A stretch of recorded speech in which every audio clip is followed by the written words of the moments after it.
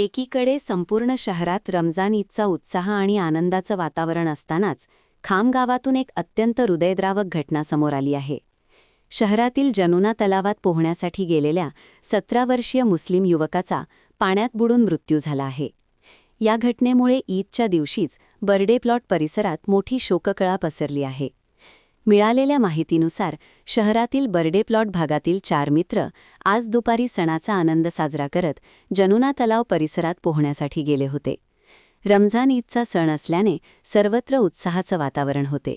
मात्र पोहत असताना या 17 वर्षीय मोहम्मद असलम मोहम्मद नईम राहणार बर्डे प्लॉट खामगाव या तरुणाला पाण्याचा अंदाज आला नाही आणि तो खोल पाण्यात गेला. त्यात तो बुडाला असे लक्षात येताच सोबत असलेल्या मित्रांनी आरडाओरड केली. घटनेची माहिती मिळताच स्थानिक नागरिकांनी तलावाकडे धाव घेतली. तात्काळ पोलीस प्रशासन आणि आपत्ती व्यवस्थापन पथकाला पाचारण करण्यात आले होते. 3 तासांच्या शोधकार्यानंतर तरुणाचा मृत्यू मिळून आला. ही बातमी शहरात वाऱ्यासारखी पसरताच जनुना तलाव परिसरात नागरिकांनी मोठी गर्दी केली होती. ईदच्या निमित्ताने सकाळी नमाज पठण करून एकमेकांना शुभेच्छा देणाऱ्या या कुटुंबावर दुपारीच दुःखाचा डोंगर कोसळला आहे. सणाचा आनंद साजरा करण्याच्या वयात या कोवळ्या तरुणाचा अशा प्रकारे अंत झाल्याने संपूर्ण शहरात हळहळ व्यक्त केली जात आहे. पोलीस प्रशासन या प्रकरणाचा पुढील तपास करत आहे.